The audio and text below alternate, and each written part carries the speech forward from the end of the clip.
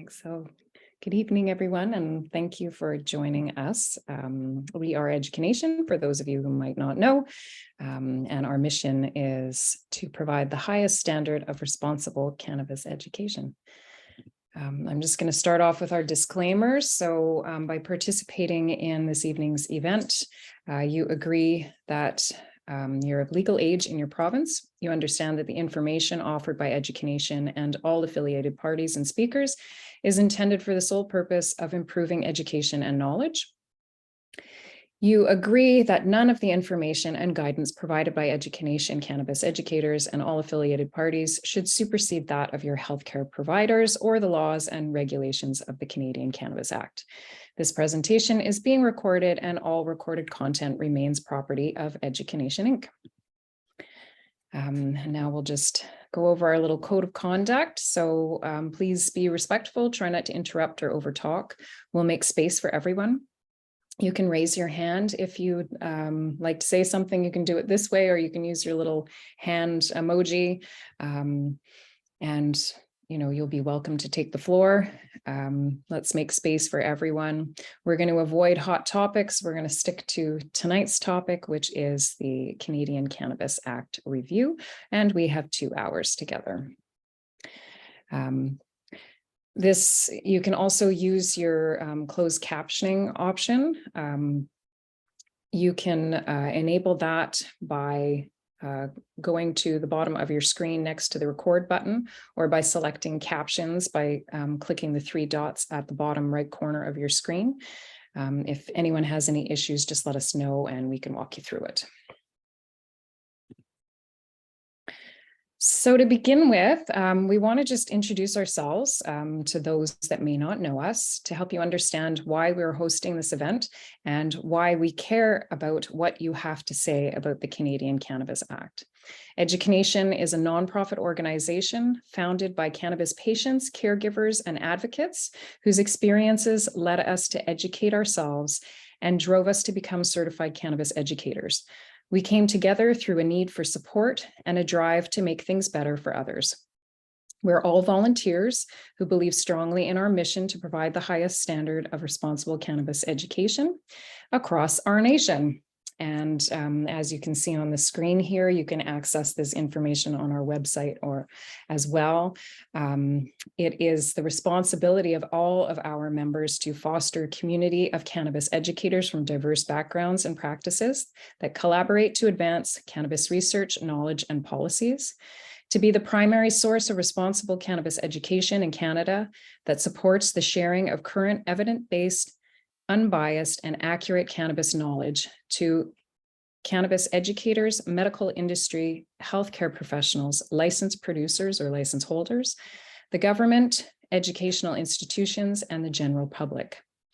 To advocate for an individual's right to consume cannabis, whether from harm reduction, medicinal purposes, or recreational consumption. Cannabis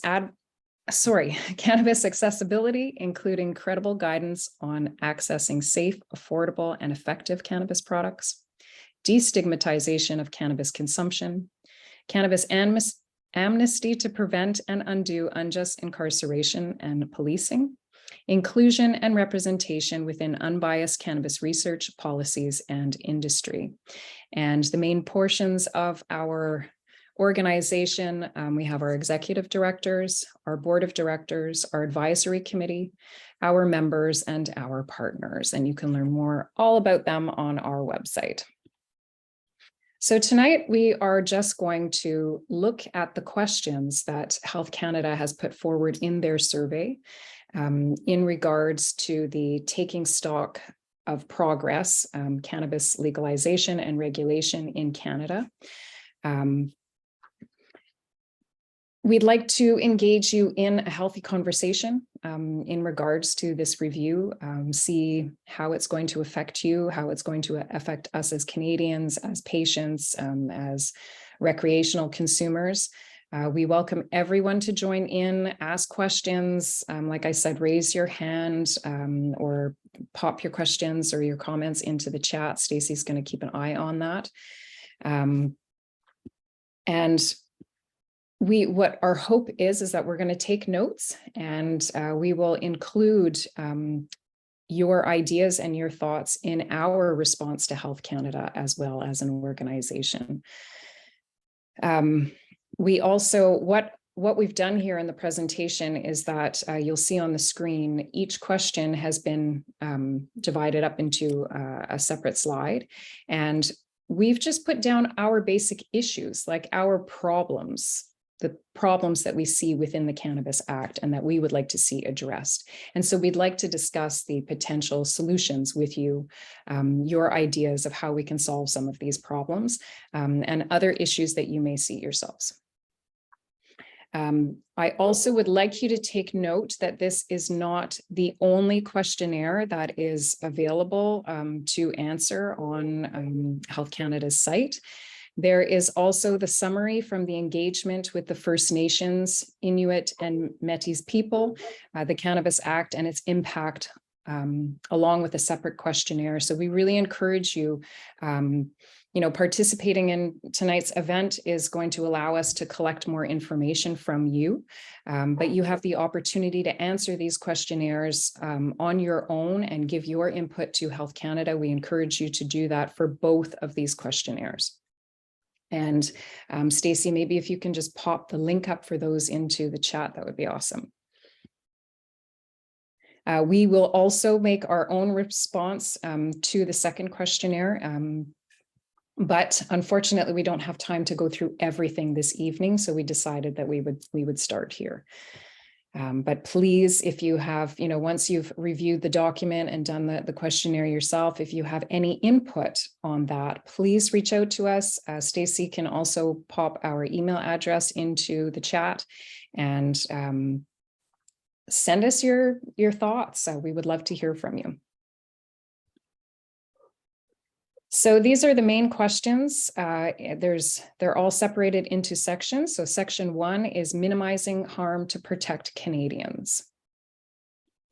And the first question that we have is, what is your view of the current legislative and regulatory restrictions in place to safeguard public health? Some of our main points are packaging. It comes up all the time. There's major environmental considerations that should be made. There's a lot of waste going on with our packaging. Everything is in plastic. There's very rare do we see things that are recyclable. There's no recycling programs.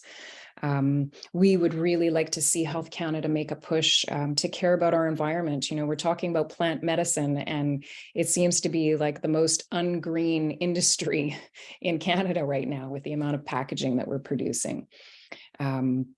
We also find that it's over restrictive and difficult to open, especially, for patients. Think of grandma who has arthritis in her hand. How is she even going to open that jar to get that cream out if she's struggling and it's so overly restrictive? It's difficult for people who don't have disabilities to be able to get in. So, especially medical cannabis products should be easier for people to access.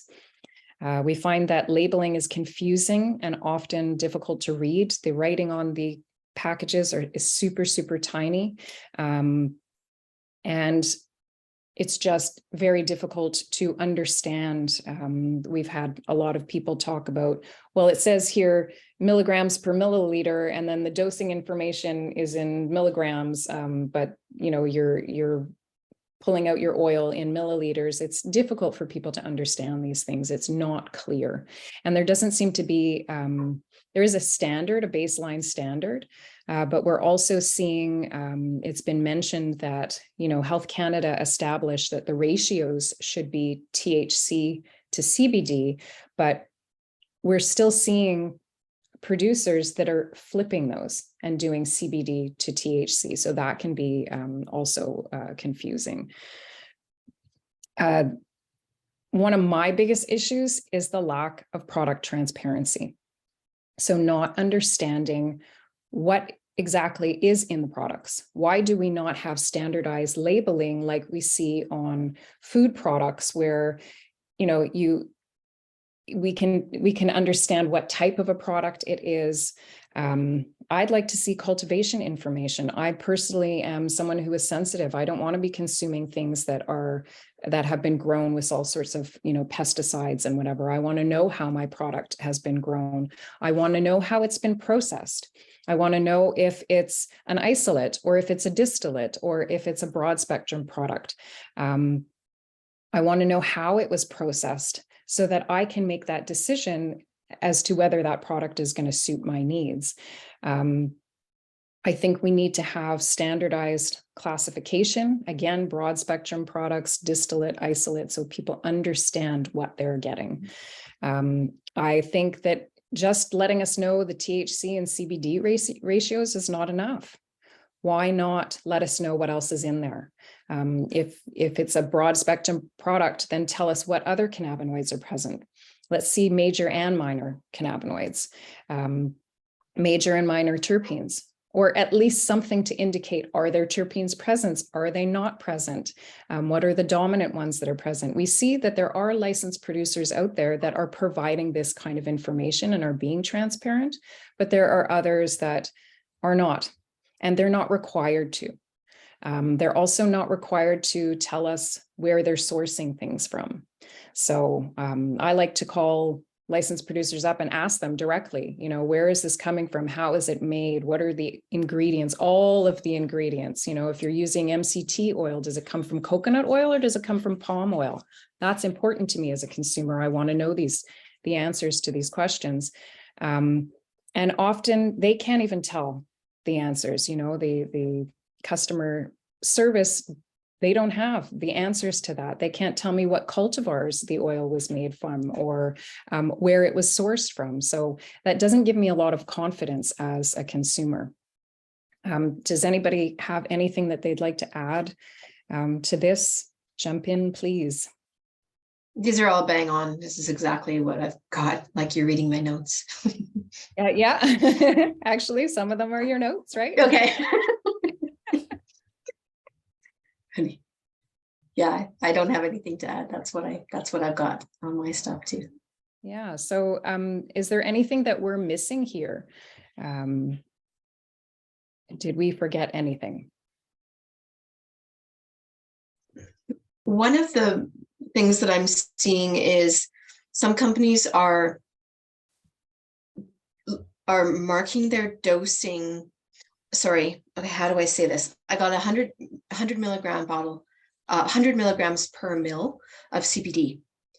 And in order to stay within Health Canada's regulations, they sent me a 0.5 milligram syringe. Yes. And I was like, all syringes are standard 1 mil.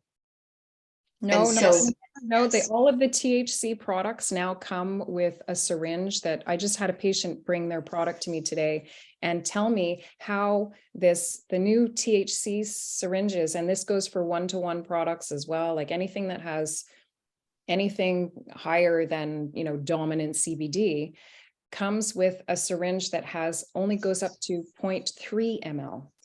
0.3? 0.3 yeah, ml. that's what all mine go to. It's terrible. And so what happens is the patient needs more.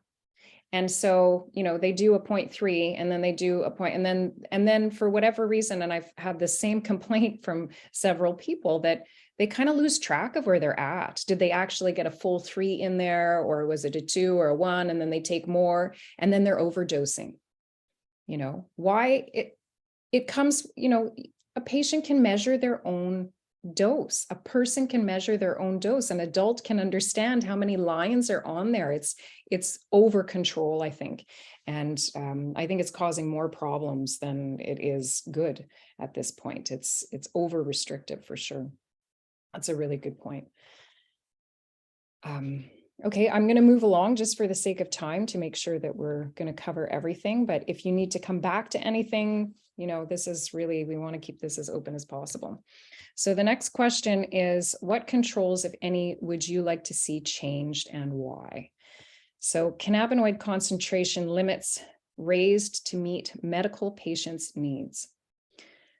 I feel personally like I'm okay if the government wants to restrict the amount of THC that's in recreational products, fine. But I'm a medical patient. I need to have access to higher strength. And I know that that's the case for many, many, many medical patients. So I would love to see our needs being met. Raising those limits tends to make things more affordable. Also, we have to think about the idea of, if you're someone who needs a really high dose and you're consuming an oil-based product, how much oil do you have to have in your mouth in order to get your dose with these restricted concentrations, right? So we have to think of like the ease of consuming something as well. I'd also like to see age limits that reflect the provincial limits. Like if I'm in Quebec here, it's 18 years old to drink alcohol and to purchase cigarettes, but it's 21 to purchase cannabis. Why? If you're an adult at 18, then you're able to make your own decisions, as far as I'm concerned. If that's what the government believes, that's the limit that they've set, why have they bumped that up to 21? I'd like to hear what it's like in other provinces as far as age limit goes. So we know the provincial governments have the ability to set the age. Federally, it should be, I believe, 19 across the board, but then the individual provinces can decide. So in Ontario here, it is age 19. Okay. Interesting, right? Because a Quebecer could just go over the border, right?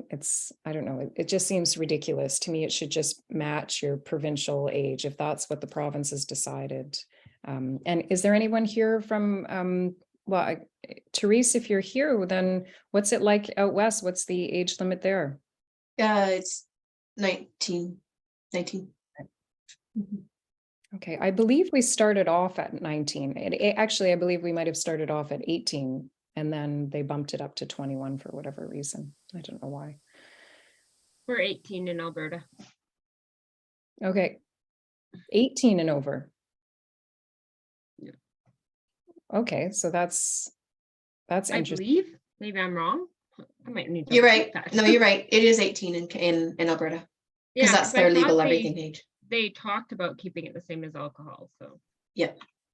But yeah, I mean, if our government is looking at things like alcohol and tobacco, then treat it that way. Don't give a separate set of rules for something, Personally, I don't think it should be treated like alcohol and tobacco. That's why we need the medical system. But as far as the recreational side goes, if you're an adult, you should be allowed to make that decision for yourself. Are the current safeguards adequately restricting access and helping to protect the health of youth? Our major issue, I think, with everything here at EduCanNation is lack of credible education based on current scientific research and data. There's too much disinformation and formulated, stigmatized propaganda. We see there's always this focus on cannabis could be harmful to a young person's brain, but we don't have the scientific data to back that up. It's just a claim. And I'm all for, harm reduction and being careful. Obviously, we want to protect our youth, but I feel like we're overdoing it and we're trying to instill fear rather than getting with the times and recognizing that teenagers make their own decisions. So unless you've got yours wrapped up in a bubble and you don't let them go out, if they're going to experiment with something, they're going to experiment with something, whether you like it or not.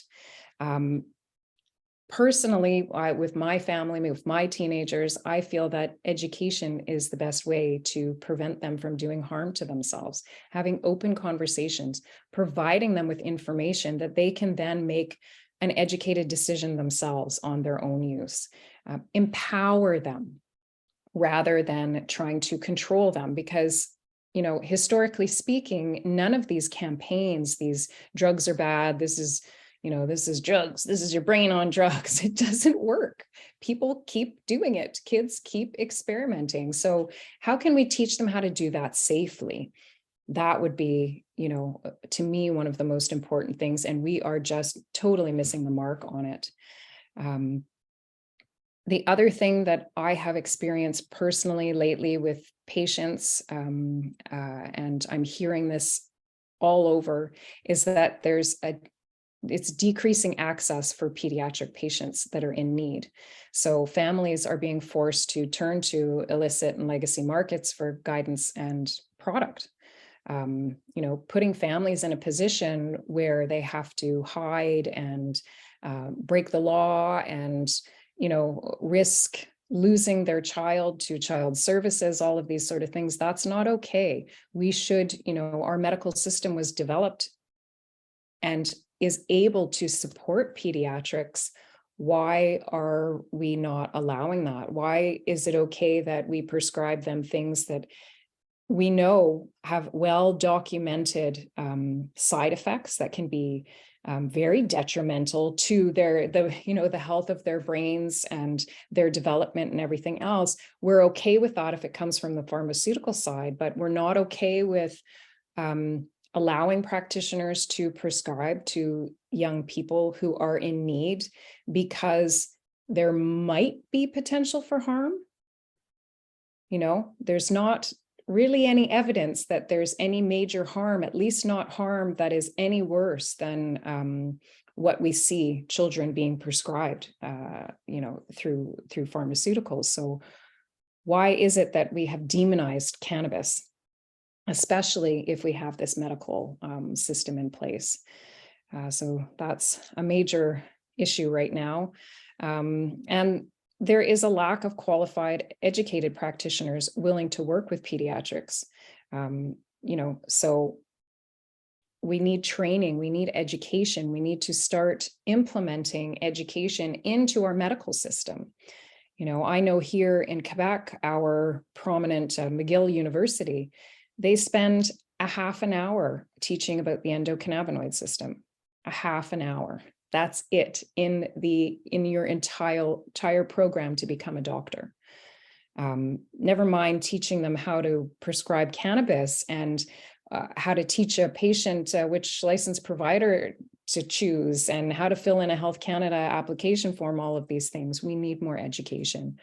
And one of the other main points that one of our members brought up is that there's an ease of access for youth through our community. And Therese, I'm going to assume that it was you that wrote that in because it seemed like your language. Do you want to speak to that if it was you? And if it wasn't, I'm sorry.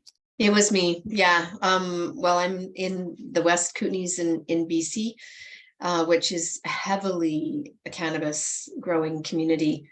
Every household grow, well, not every household, but a good majority of households grow. And the kids, everybody has it. Everybody has access either on the street or through friends or whatever. So there's no lack of sourcing it for youth. It's literally everywhere. And so what's your proposed solution to that? Gosh. Well, in the document, you talked about education. Oh, yes, that's right. Yes. Yeah. So when I am talking to my young youth about it, I'm always talking about the medical benefits and how it's benefiting us, so that when they're off thinking this is just for a good time, there's that messaging in the back of their heads that they actually might be doing something good for themselves and they don't want to do anything good for themselves. Oh, that's a good point. I like that. Yeah. I'm all over that. I think education is key. I think of my kids and they're very well educated. I know I drive them insane sometimes with it, but I'm grateful. I remember last year, my son came home with a bag of cannabis and he said, my friend had this and she was convinced that it's just full of trichomes and it's like the best weed. He says, but I think it looks like mold. So he told his friend, he said, please do not smoke this. Let me take it home and let me show my mom so that because I really do think it's mold. And sure enough, as soon as I looked at it, I was like, oh my gosh, it's covered in PM. Like, it's just powdery mildew everywhere. Please make sure your friends aren't smoking this. And again, that's access through the community. That's access through, an older kid that's, driven off to, to Kanesatake to go into one of the dispensaries there and purchase, and then come back and share with their friends, or purchase from somebody who's growing in their backyard, because even though it's not legal for us to have our 4 plants here in Quebec, everybody does it. And a lot of people are not aware. They think that it's okay, that they're allowed to, and so that does open that accessibility. And at least if we could teach kids, like, make sure you know your source. That's what I always tell my kids. Like, I know I'm not going to stop you from doing it, but make sure you know your source. Make sure you trust your grower. Make sure that it's not laced with something else. If you're just getting it from a random person, we had at our high school, we had a really bad situation where kids got a hold of some cannabis that was laced with fentanyl, and ended up almost dying. Like, these things happen. So we need to safeguard our children by educating them so that they can make better decisions. Does anybody else have anything they'd like to add? Well, I was just typing into the chat that maybe that language should be used for adults as well, because I do know that novice adults who are talking with their neighbors and having issues, here, try this joint. Well, it might be laced with something, or it might be from a non-regulated source. So even adults who are unaware of what to look for or what it should feel like or look like or smell like could prevent accidental experiences by just having that knowledge of safe access and safe source. Exactly. Yeah. And also, come to think of, interactions, right?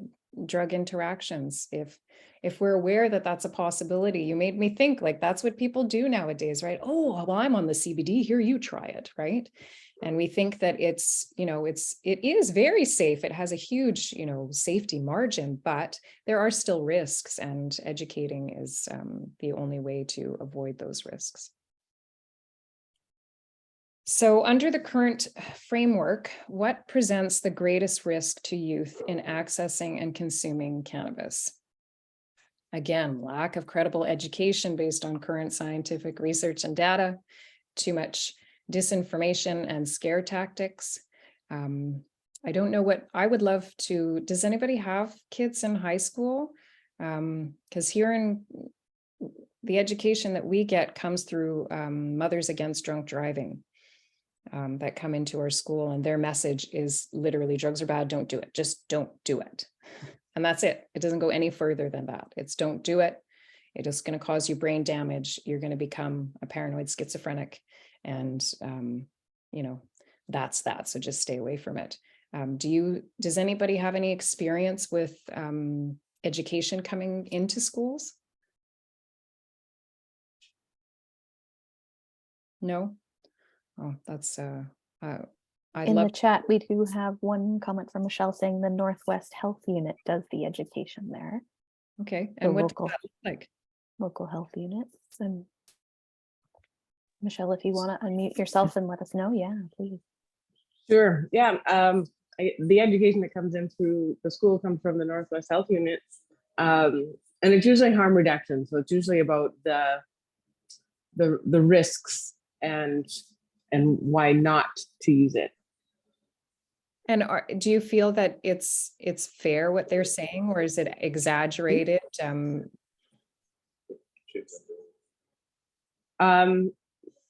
So I haven't seen the education myself. I was just asking my husband, who's the principal, and it's geared towards kids underage. So of course it's going to be more about, not using it and reasons why not to use it. And I don't know if it's, I don't know the actual content. Okay. Yeah, it would be, I mean, maybe if your husband can let us know about that, I would be really interested. Doesn't have to be tonight or anything, but maybe an email or something. I would love to know what the content is. I would love to see presentations going into the school on, hey, did you know you have an endocannabinoid system? This is why you might seriously want to consider your use of cannabis, because it interacts with your body system. This kind of information, right? Yeah, so Not to mention the language, which is another goal of EduCanNation, standardizing the language. I know from Mothers Against Drunk Drivers, when they go into school and talk about the risks of cannabis and driving, they say weed, they say marijuana, they say pot. I understand teaching to that audience, but come across as professional and use that standardized language so that everybody's receiving the same message of both the benefits and the risks. yeah, that's so important. Samara has a hand up. Go for it, Samara. Oh, hey guys, give me 1 second while I just step away from my family. I was just going to say that I think that coming from the other side of it, I think that because if we look at the research and if we looked at how long we've been actually doing the research, it may be fair to say in this topic, we just don't know. So to take the approach of with kids, I think you could meet people halfway by saying, hey, there is a membrane that doesn't fully develop before a certain age. We don't know if becoming a daily cannabis user affects your mental health later in life, or affects, maybe it's for the better, maybe it's for the worse, but I think there has to be an understanding on our part. When I talk to my kids about it, and maybe this is, you know, not a popular thing, but I'll just say it. When I talk to my kids about it, I'm very much like, there's a reason why we set age limits. Yes, I give them all the information about why I use and how I use, and I don't hide it from my children, and I grow in front of my children, and I'm very open with them. But I'm also very quick to say to them, like, I want you to reach your full potential. And maybe your full potential when you become like a really crazy artist is going to be when you're smoking a joint and high, you come up with the coolest things. I don't know, but we don't know. And until the studies come out, you have to be careful. Moderation is key. You can't become, obviously this is different if we're medical. I'm totally talking recreational, right? It's a very different use. And I think that's where the conversation has to change. And there needs to be a societal shift in respecting this for the medicine that it is. Approaching it like a drug is, I think, like I've said in the writings, I just think it's a really bad idea. And so when we teach our kids about it and respecting it, you know, with respect will come hopefully moderation and better choices and all that stuff. And that's it. I mean, I think you're really touching on just, let's be honest here, you know, let's not use scare tactics, you know, to cover up the fact that we just don't know. We just don't know, you know, there's not enough research behind there to be able to make any claim of any sort. So let's move forward cautiously. Let's empower our kids with knowledge and be honest about it. And I think we would have a much better outcome. I think that I see the teenagers around me who gather around my counter and ask me, you know, questions and everything else. And when I give them the honest answers, I see a shift. I see, you know, something is going on there. They're thinking, they're considering their decisions. They're not just moving ahead. They're, you know, they're being mindful, and that's what we want, you know, making sure that they are safe and that they're making good decisions, because we're not always going to be there, especially with teenagers, right? Like I said, unless you're wrapping them up in a bubble, you've got no chance there. One of the other issues is, and this again is not just for youth, but for everybody, is the lack of understanding of the differences between the legal, illegal, legacy, and Indigenous markets. And the risks that are associated with all of them. Just because it's legal doesn't mean that, you know, we're we're going to discuss this a little later on with some of the questions that we're going to come to, but there are risks associated everywhere, and helping people truly understand. I think of, some of the elderly patients that I've had come through, and they say, well, I saw this website and it has this CBD product that's so much cheaper than the one that I'm using. So I think I'm just going to get that one. What do you think of the product? And then I look it up, and then I go on Health Canada's site and I look at their list of licensed producers, and I, no, this isn't a legal product. So we don't know if it's regulated. We don't know if it's tested. There's risk involved in purchasing a product from a site like that, or from, a dispensary that is not regulated and selling products that are not regulated. So definitely, again, education is key, letting people know so that they can make those decisions themselves. Rather than trying to control them and, make everybody just move over to the legal market. It's not happening right now. That's the reality of it. The legacy market is still booming. And I think that there's a lot of reasons for that, but, education helps people make good decisions. The other thing is, again, restricted medical access, misinformed and uneducated medical practitioners. I think that is something that we really need to, if children with medical needs can access cannabis safely through their practitioners, problem solved, right? If there's medical framework to support them, and there's educated medical practitioners that are willing to work with them, everybody's going to be safer.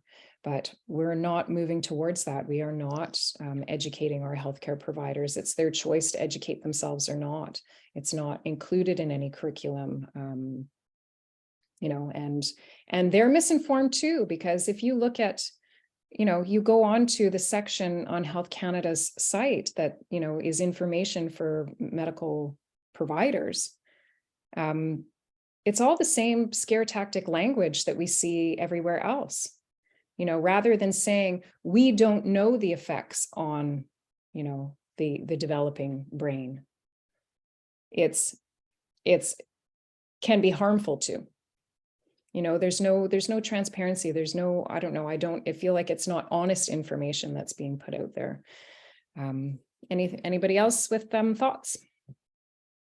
Just when I hear my seniors say they talk to their doctor, and either the doctor's supportive and gives them one amount of education, like make sure you take more CBD than THC, or flat out says, if you decide to consume cannabis, don't come see me ever again. So I'm getting these two wide ranges of responses from the healthcare professionals, and it's not appropriate. It's so not appropriate. No, and actually that is illegal. It's not okay. A medical practitioner is not allowed to tell you that they're not willing to have the conversation with you, or that you have legal grounds. That goes against their, the Hippocratic oath to do no harm. If you as a patient have come to them and you want information about cannabis and you want to learn about that, if they turn you away, that's negligence, right? They are required. And the reason I know this is because I got into a court case with my doctor. So I know we didn't actually go to court or anything, but she lawyered up, and, and what she learned and what I learned is that, you can't just turn some away. You have to either have a real medical reason why a patient should not be consuming cannabis, or if you're uncomfortable with prescribing it or having the conversation, you need to be able to send that patient to a prescribing practitioner that is willing to have the conversation with them, and that's not going to charge them for it. Unless, of course, it's a private practice that, sort of changes things up. But it's not okay for doctors to do that, to just say, well, I don't know, but it happens all the time. We know that. I don't know enough. I'm not trained in cannabis. I can't do this. go somewhere else, go find a cannabis clinic or whatever it might be. So, yeah. Does anybody else want to jump in? Melanie has a hand up. Go ahead. Please jump in. Hello, Hi. can you see me okay? Yeah, I was just going to comment that I'm a medical cannabis patient, and I have had 7 surgeries in the last 2 years. So I have spent a way too much time in the hospitals, and yeah, the ignorance there is amazing. I went in with my homemade CBD lotion, and every single time, as soon as I put it on, the doctors and nurses were questioning, "Ooh, what's that? Oh, I don't know if you can use that," you know, and I'm like, come on, it's CBD, it's lotion, like I'm using it anyway. Yeah, and so there was some that were just gonna like deny it. None of them knew anything about cannabis and how it interacted and anything. So there's huge ignorance on the doctor's part, and still a lot of scare tactics. So yeah, I've had a lot of experience with seeing that on that end. And that can really, that stigma can really make a patient feel badly as well. We had a story of someone in our community that went to the hospital, and you know, she was targeted as being like a drug addict, and you know, and her husband must be a dealer and all of these things because she had a prescription. She's a medical patient with a prescription. You know, that stigma is so real, and it's so there, and it can really affect a patient, and then affect your trust in the medical system and in the medical providers, that you are trusting your life in their hands, you know, and yeah. And what notes are they putting in your chart? You know, she's a drug addict, she's drug seeking, she's da da da da da. Luckily, I'm a certified cannabis educator, and I was just like, I'm a certified cannabis educator. I know what I'm talking about. I know more than you, too bad. You know, but somebody else that's not confident in that, yeah, they'd be like, okay, you know. Oh, yeah, that's tough. And I'm sorry that you've had to go through all of that. And thanks for joining us and sharing.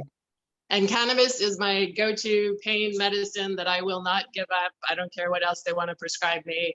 Cannabis, it went to the hospital with me. I took it myself. I was like, nope, this is staying with me. It's my number one. So yeah, it's what's getting me through. Well, good. That's awesome. And it's my understanding that with a prescription, medical providers are, if you're in a hospital in that type of a situation, they're required to administer you your medication. So when they're standing in the way of that, that's, again, that's negligence. That's, you know, that's wrong. That should not be happening. Yeah. And I just like, I put it in my drawer beside me and just went, yeah. I put it on my list of prescriptions, so they knew, like, I wasn't hiding it, but then I was just like, yeah, I'm not arguing about this.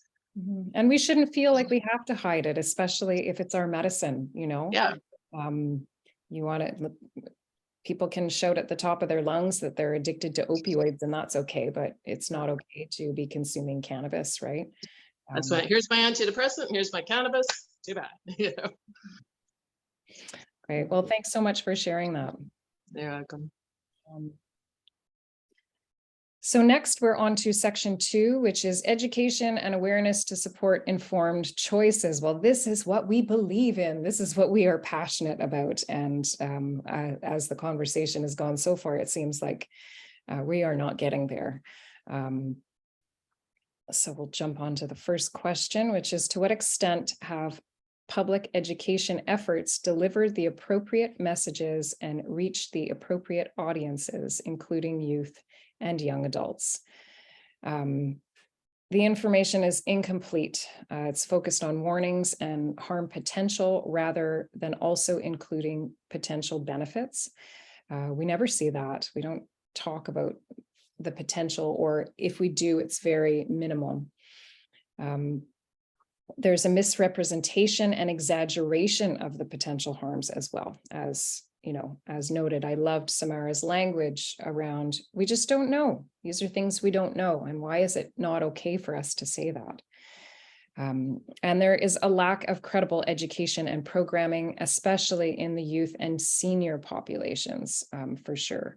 And we know that our senior populations are our biggest consumers at this point, because as we age, we get aches and pains, and we end up with medical issues. And so more and more seniors are turning to cannabis. And accessibility for them is so hard for them to figure out all the hoops that they have to jump through. And, almost everything is online now. It's not accessible, never mind the packaging, right? Would anybody else like to jump in? I just added a few things in the chat, that's all. Okay, well, would you like to share them, or? Oh, sure, yeah. I want to know what the community-based organizations are that are doing the cannabis education that Health Canada said. So like, who is that? Is that like the health units, or is that like MAD, or is that like, who is that that's providing the education? And seniors, I'm finding, are the easiest people to reach with information, because they'll come. There's so many senior education groups. Every city has senior education groups, and not once have I seen anything outside of what I bring to those groups. So if they're a target appropriate audience for messaging, where's the education? Yeah, that's I don't see any education happening in my community other than what I bring, which is only, when I'm asked by different groups. So, and I don't advertise my services. So it's not like, maybe if I advertised more, I would have more opportunities to educate more people, but it's certainly not a standard practice or being incorporated into, I think of walking into doctors' offices or, hospital waiting rooms, things like that. And there's always a wall of pamphlets, right? Why do we not have these types of things accessible about cannabis? It goes to show how much work we have to do here at EduCanNation, but maybe that's one to mark down. Maybe we need to develop something like that, like we're doing with IMD Health. Yeah, and again, youth making their decisions. They deserve to have education and not just be told what to do, right? We're not about trying to build a society of people that are compliant. I'm not so sure about that lately, but,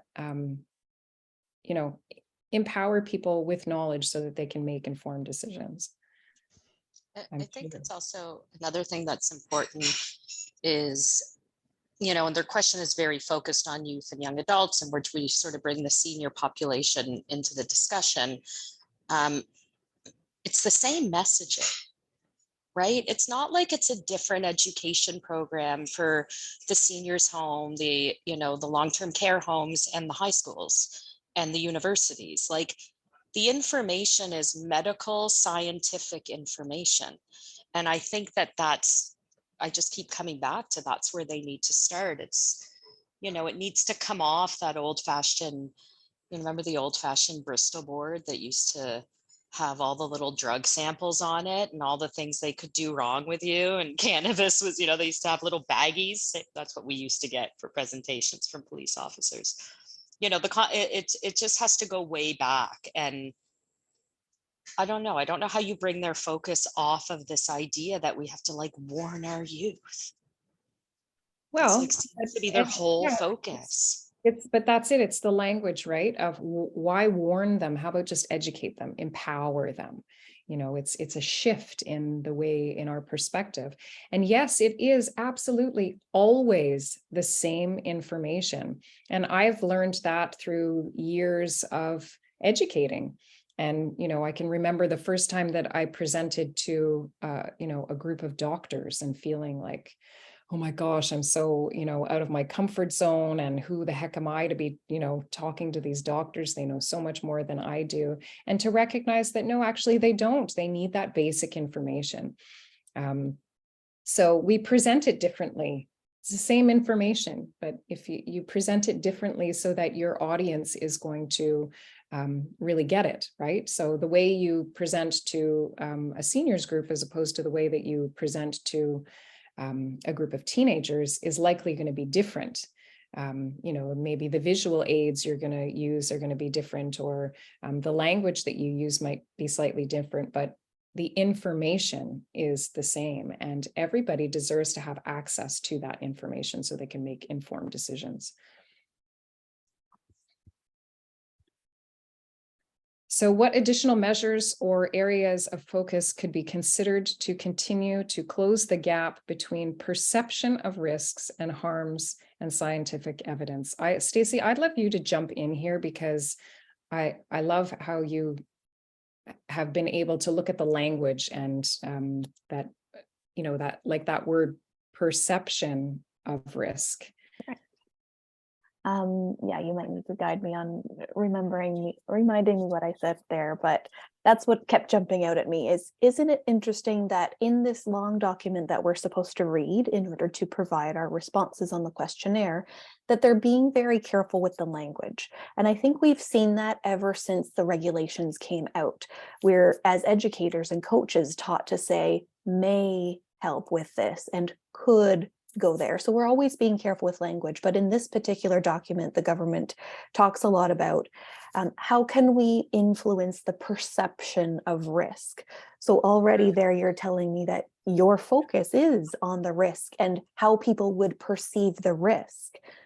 Going back against what we would like to see is education about both risk and benefit and that whole picture, rather than just always focusing on the negative. And personally, my journey into becoming a cannabis educator was focused on this question. Day one of legalization, I went to a talk and I asked people who were currently working in medical cannabis.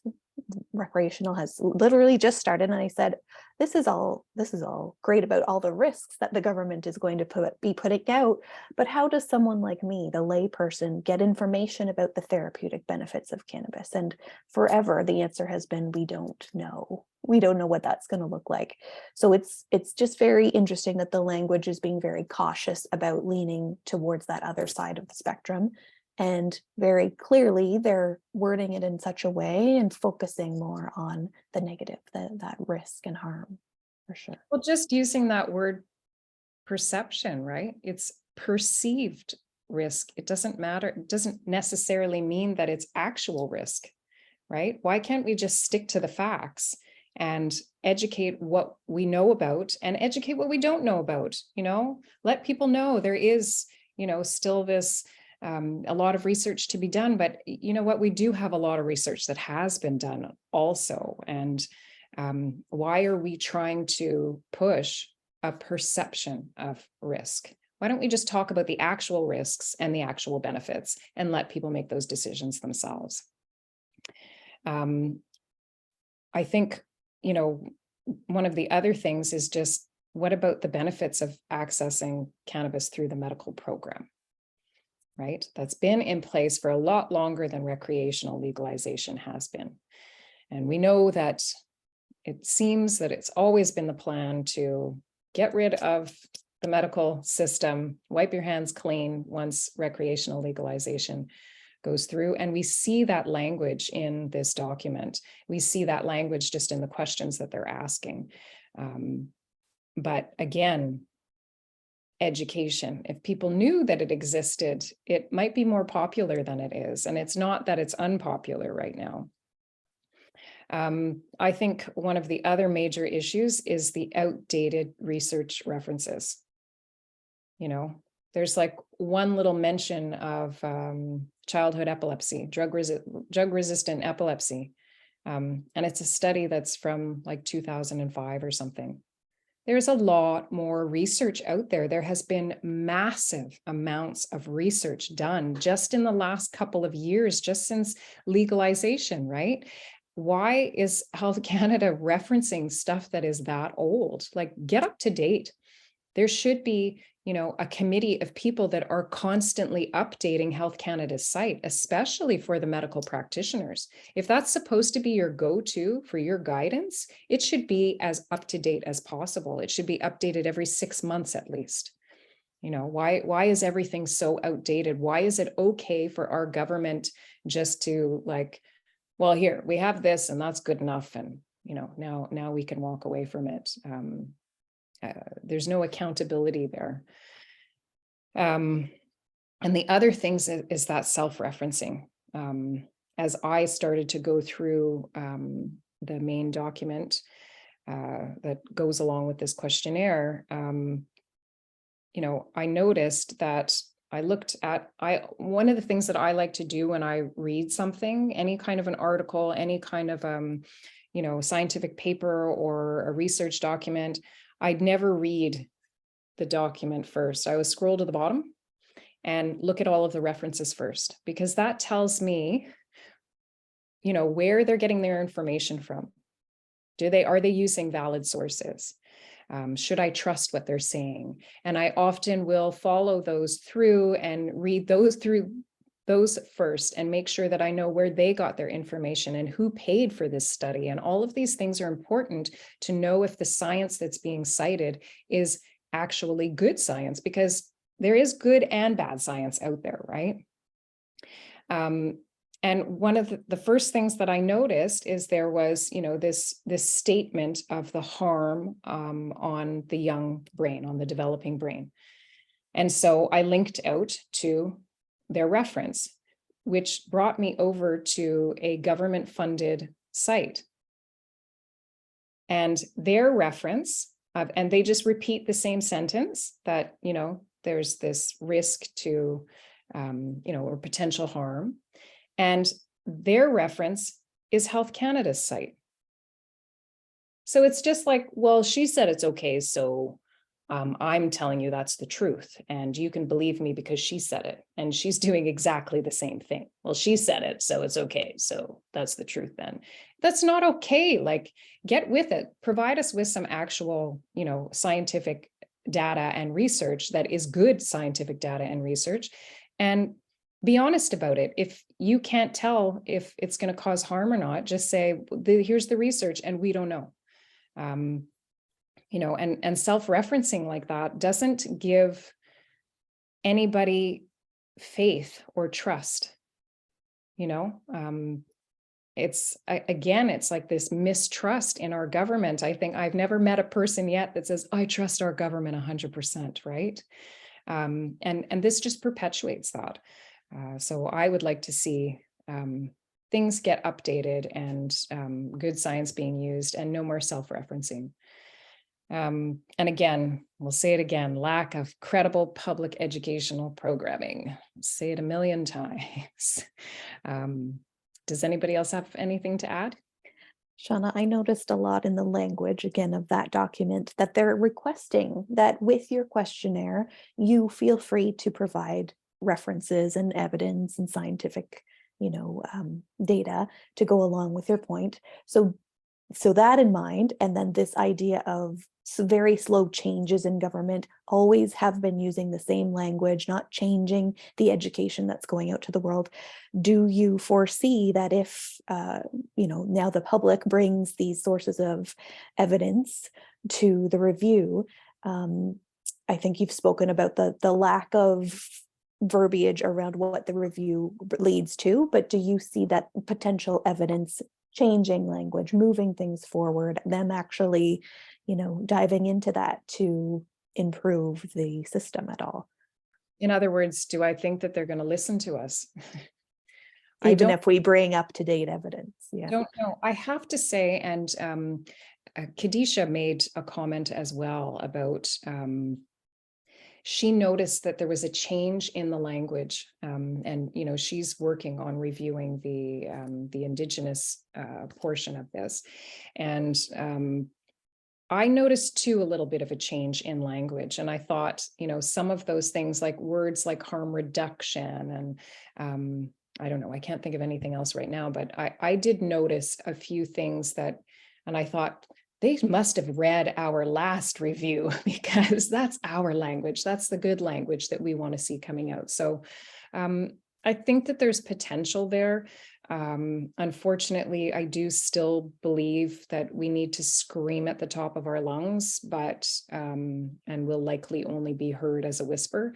You know, I think that unfortunately, what I've learned over the years is that there's already an agenda in play, and we might be being consulted, but how many people know that we're being consulted? Unless you visit Health Canada's site regularly, you're not going to know that any of these public consultations are going on, right? So how much do they really want to hear from us? And why are we seeing changes happen even though the Cannabis Act hasn't been reviewed yet?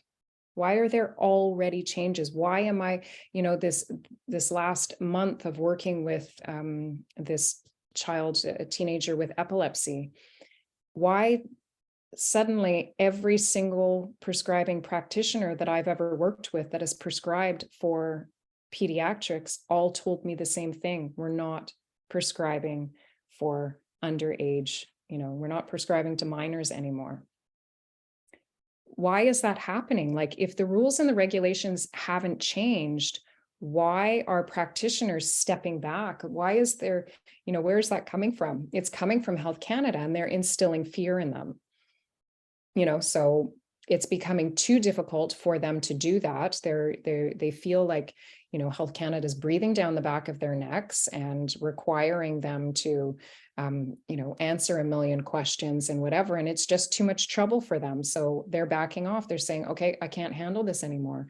Where does that leave, you know, our kids? Where does that leave the society that is relying on these programs, the people that these programs were created to protect and to serve, right?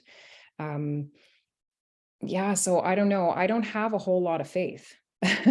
I really don't. I've shared this before about a doctor that I took a course with years ago, and he worked within Health Canada, and, you know, in research and everything else. And he told me the language of the very first, was it the MMAR, or what came before the MMAR?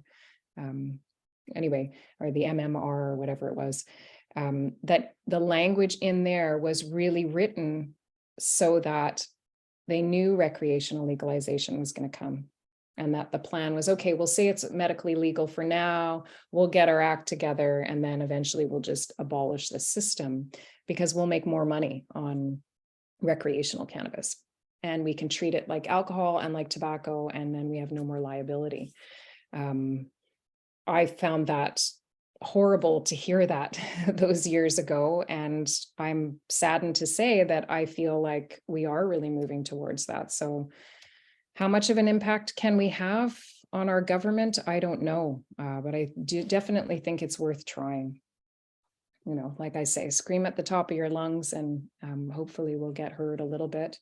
And even if it is just, you know, small changes, I think for now, my biggest hope is that we can scream loud enough about keeping the medical, you know, program in place. There certainly are a lot of voices yelling that same message, for sure. Yeah, I hope so. I hope so. I hope we can have an impact on that. So now we're in section 3, which is about minimizing harm to protect Canadians' progress towards establishing a safe and responsible supply chain. And I think I can't wait. I'm hoping that you guys will jump in on this part of it. So the first question is, do adult Canadians have sufficient access to a quality controlled supply of legal cannabis? Again, transparency into the ingredients, process, and sources of added ingredients in the products. I need to see that. I won't buy stuff that's from the legal or illicit market or legacy. I don't trust any of it because I don't like the labeling. I need to know everything that I'm putting in my body. That's important for me, especially as a medical patient. And while not everybody cares, you know, just like not everybody cares about their eating habits, and what they put into their mouths or whatever. A lot of people do. And I think there's an awakening happening right now in society where more and more people are recognizing that they do want to know what's going into their food, what's going into their medicines. They want more information, and that should be available, and it should be required. Not, there are too many things that the licensed producers are getting away with because they're not required to do so. The levels of allowable toxins, including molds and pesticides in the plant post-production, are high. Producers are getting away with shipping products that are inferior and potentially dangerous. I'm going to take a stab and think that might have been you, Therese, that wrote that in our document. No, I think the next one was mine. Okay, well, I'll get you to jump in on that. But yeah, for sure. I mean, I've seen moldy cannabis absolutely come from licensed producers. I have seen really awful, old, dried out, sitting around. We see on different, like, look at Shoppers Drug Mart. I guide my patients, if you are with Shoppers Drug Mart, make sure you always read the description. Even if it's the same product that you have been purchasing year after year, month after month, every time you order, read the description, because I guess they're required to divulge the fact that they're selling old products. So often we see, note, this product was produced in 2020, or 2021. I mean, come on, seriously? Like, and that's what's available to the medical patient. How do we even know what the concentration of that product is anymore? What the cannabinoid concentration is. I had a patient that said, I've been buying this same cultivar and everything's been going great, and now all of a sudden it's not working for me anymore. And so we have the discussion about, well, maybe your body's changed, and maybe you need to adjust your dose, or maybe you need to do a reset, or, we go through all the motions of what could potentially be there. And then I see the cannabis, I'm like, oh, I understand now. You're not getting the THC that you thought you were, you're getting CBN. And that's why you're so tired all the time and you can't get up off of your couch, because this is old cannabis. That's not okay. That's not, especially for a medical patient, right? To be able to have that regular supply and reliable supply, that that what you're getting is actually what you're getting on the label. So yeah, there should be regulations surrounding that. I know that I've started to really check the labeling and notice that most of the packaging says that there is no expiry date. I think we should have expiry dates. If we have it on everything else, then why don't we have it on cannabis? If essential oils have to have expiry dates, and they technically don't have expiry dates if they're stored well. And cannabis does have an expiry date. Even homeopathy, right? Homeopathy has an expiry date on it. And homeopathy, really, if it's stored properly, it's good for, from what I understand from my homeopathic neighbor, or homeopath neighbor, I should say, they stay good forever, for hundreds of years, so, but they have expiry dates on them. We need to have some sort of regulation as far as that goes, for sure. It likely is because we're not an NHP, so we're not a natural health product, and we're not a DIN. We're not we're in this gray zone of what even are we? So either we need to be NHP or we need to have a DIN. And I think the DIN number is, paramount for patients, right? Make it like everything else, allow it to be prescribed, stop us making us jump through hoops, and loops to be able to obtain things. Yeah, and safeguard us by putting expiry dates on. Yeah, because 1 year from now in that packaging, how accurate is that level of THC? Because we all know that it's degrading over time, so it would actually probably have more CBN and not as much THC, so it's not even accurate labeling. Yeah, you know, we had a great recording, I think it's over a year ago at this point, and we talked about the testing and the shelf life of things, and how, you know, products that are being tested even a month later can have degradation, and, you know, and depending on what they're exposed to and what are they exposed to. I mean, our cannabis gets shipped back and forth across the country, you know, all the time, right? What happens to it in the truck? What happens to it in the warehouse? That it gets exposed to variations in temperature, and as much as the packaging is meant to protect the product, we know that even with time, no matter how well sealed and how dark and everything else, that just time changes the molecular structure of the product. So expiry dates, 100%. So now we are on 3.2. What controls, if any, would you like to see changed and why? Again, education is needed. So I think one of the major things is just public awareness. There has never been any type of public awareness campaign surrounding the medical cannabis program. It's like hush, hush. Nobody knows about it. We don't educate practitioners, so they don't even know that. I mean, I still have practitioners that tell me I'm not legally allowed to prescribe cannabis. I'm like, do you not consult your college's rules and regulations? Yes, you are, you know. Nobody knows about it. And so, you know, or very few know about it, right? It's difficult. People don't know the right person to call, or, you know, where their local clinic is, or it's always like a deep dive for a new patient to be able to find access and figure that out. I think if more people knew about it, more people would be trying to access it. 100%. I mean, even Health Canada's own survey tells us that the majority of people that are walking into dispensaries are walking in there for medical reasons. So how is it okay to allow that to continue happening, where we know that the bud tenders or the sommeliers are not allowed to speak to, you know, medical conditions? So where is that patient? They're just lost in the mix.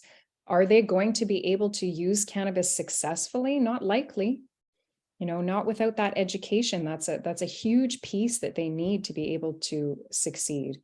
You know, I think if people knew about it, how many people do each of you meet on a regular basis, and you talk to them about the medical cannabis system and they're like, oh, wow, oh, I could use that, right? I'm sure I'm not alone in that.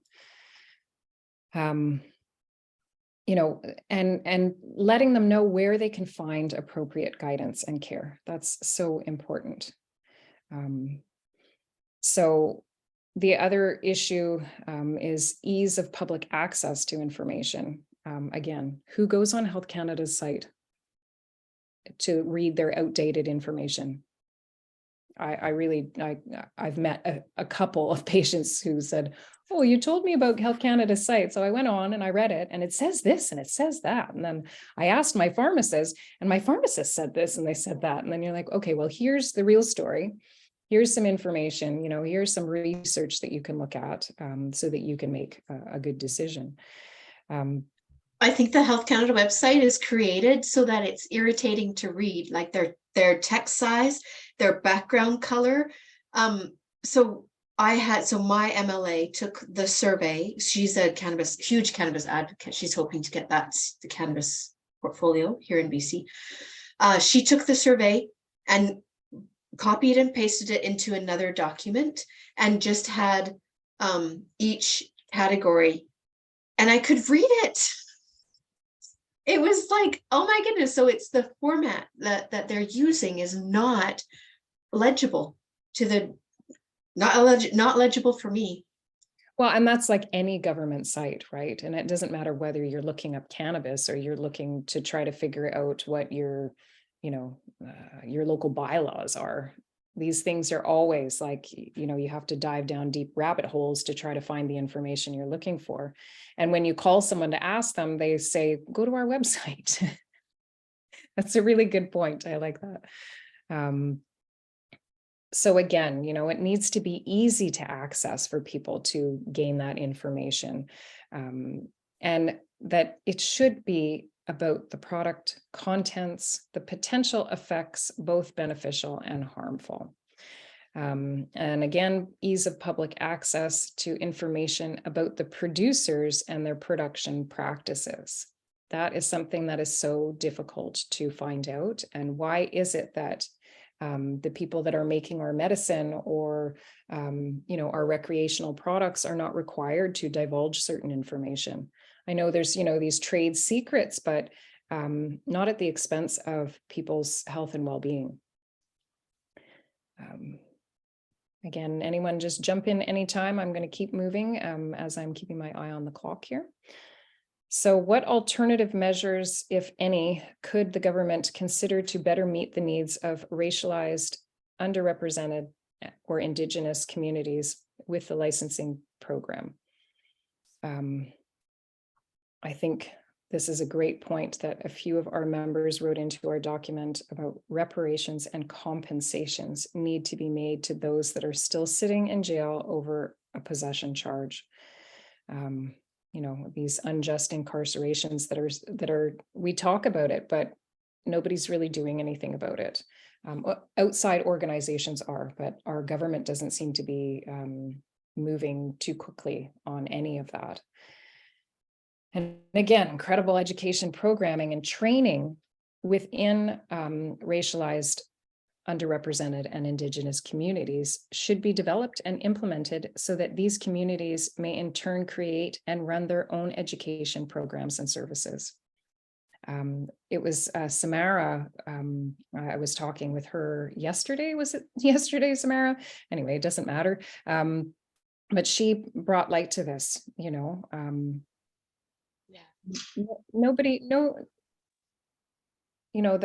the Black community doesn't want a white woman walking in there to educate them. Let's empower these communities with education. Let's bring programming. Let's develop programming that is Canadian-wide, that is accessible to every community, and allow those communities to create their own educational programs, to communicate that information to their own communities. Again, empowering with knowledge as opposed to trying to control with it, control what information gets out there and what doesn't get out there. Just let it all hang out and let people make the decisions for themselves. Samara, did you want to speak to that? Oh, she might be with her kids. I don't want to put you on the spot. No, you're not. I just can never find the mute button. Sorry. Yeah, I think it also links back to not only the representation of these communities, it links back to the sharing of knowledge. I mean, why are we trying to stop the legacy markets? Why are we not learning and respecting and understanding, the Indigenous cultures have been using this for decades before the Canadian government decided to. So I think there needs to be a different conversation. Now, I haven't read through the Act, so I don't know how different it is. So maybe I'm speaking out of line there, but yeah, I think you should, it's the teach their own thing, right? There's something to be said for that. So I thought it was important to mention. Yeah, and I think it's so, it's something that has been the base of education since the beginning of time, is storytelling and passing on of knowledge, right? From elders to, juniors or whatever. It's something that should be more respected and should be welcomed and encouraged. We tend to assimilate knowledge better when it's passed on by people that we're comfortable being around, people that we trust, right? That's something that should be taken into consideration for sure. And I appreciate that you brought that up, Samara.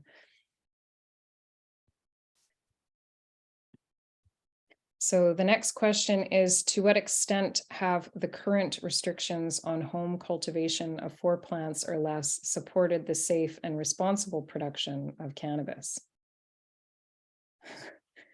Sorry, like, I know, I I found don't this know. question just like so funny, well, not funny, but like so hard to formulate a response to, because in some ways it's like, if I can, as a medical recreational cannabis consumer, I'm okay with 4 plants. Now, there are people that are not okay with 4 plants, and they have the right to apply for medical grow, and you can grow as many as you want. But this general idea of 4 plants in a home, I don't really have a problem with. So I didn't really understand the question. It just shows lack of understanding and knowledge. But I also don't make anything with cannabis, right? So I think it's different when you make your own products and all this. So I'll let other people speak up on that. Well, I think you're right in the sense that, if the medical program continues to exist, then applying to Health Canada for your permit allows you the potential to have access to a larger number of plants, for sure. If it doesn't exist anymore and people are only allowed to grow 4 plants, like I see JJ smiling there, and I think of myself and our family, like there is no way 4 plants would even, it just wouldn't cut it. It's impossible, and I don't like the way the question is framed either. How does this support safe and responsible production? Well, I don't know that it does at all. Just allowing people to do something, yes, give us our right back, give us our rights to plant medicine, period. Give us our rights back to plant medicine. Let us grow what we can grow, our food, our medicine. I believe strongly in that, but I don't believe that everybody is doing it in a safe way, because not everybody is educated, right? I have patients that get their grow permits and, help walk them through a safe way to start growing. Tell them things that they need to consider.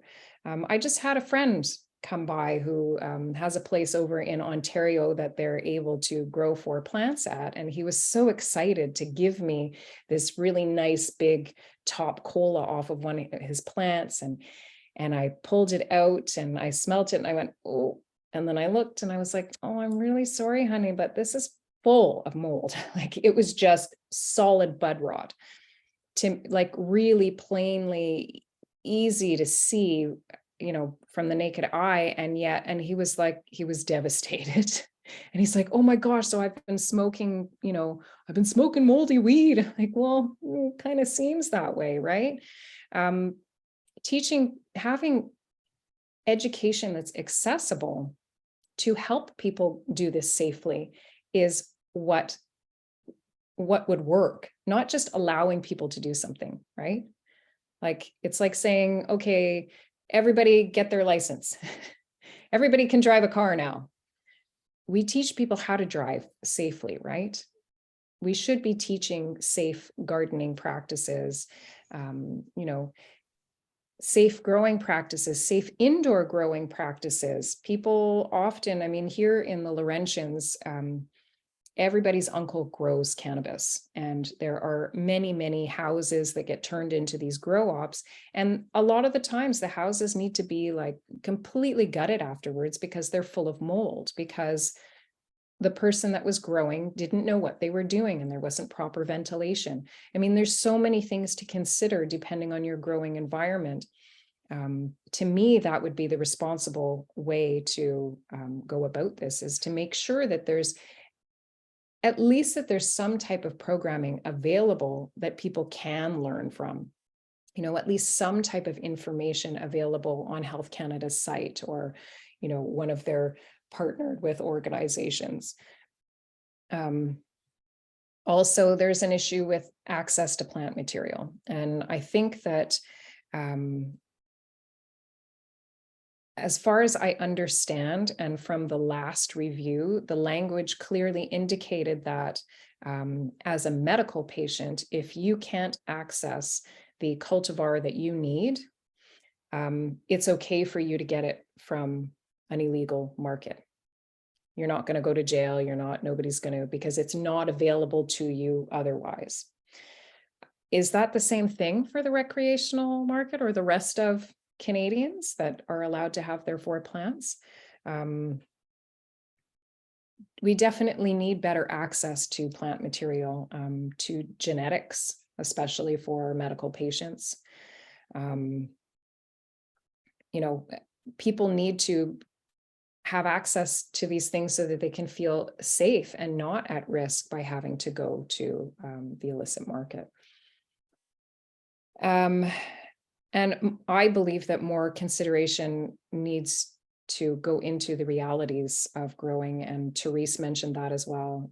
As a gardener, when you start your tomato plants, you're probably going to, if you're planting 12 tomato plants, you've probably got at least 18 or 20 to start off with. And you're going to take the healthiest ones. With cannabis, we have the potential to end up with male plants that we don't necessarily want. If you're limited to that 4, I really liked Therese made the suggestion of why not like a starter of 6 to 8, but that, when you're finishing off, you're only allowed to finish 4 plants. Like, leave some room for error. People lose plants. We get bugs, we get molds, these things happen. So leaving a little bit of a margin for error, I think would be a lot better. I believe the same thing for the medical side of things. Allowing people access to be able to have, let's say you've found the genetics that you like the most, and you can keep a mother plant that you can continually take clones from. To be able to be allowed to do that, to have a framework that allows for that, would be a lot more beneficial for patients and for recreational growers or consumers. Does anybody want to jump in there? Any thoughts on the 4 plant limit? I know there's no 4 plant limit here in Quebec, and there is still no 4 plant limit in Manitoba. We are not allowed to grow. So that makes me even more frightened about not having access to a medical program. I want to say something just quickly, because I kind of jumped in and it was interesting that, how quick I was to be, the 4 are good enough for me. And I just think all the points you just made, opened up a much bigger picture for me than some other things I had thought about. And, I say that 4 plants, but I also purchase a lot. Like, I don't just survive off 4 plants. I purchase all my oils. I purchase all my topicals, so I didn't think about all those things. And I just wanted to say those are really great points, Shauna. Thanks for bringing all that stuff to the front of my mind. I would encourage you to get your prescription and apply for your permit to grow, so that you have access to enough plant material to get you through, right? To me, that would be a good way to go. I'm encouraging everybody to get your prescription. If you have a medical need, do it. Show Health Canada that we need to keep this in place. Michelle, you have your hand up. Did you want to jump in? Yeah, I was just gonna add to the problems with growing too. I know I make all my own stuff, but when I was trying to grow my own seeds, even getting bought seeds from respectable places and trying all sorts of seeds, I just could not grow.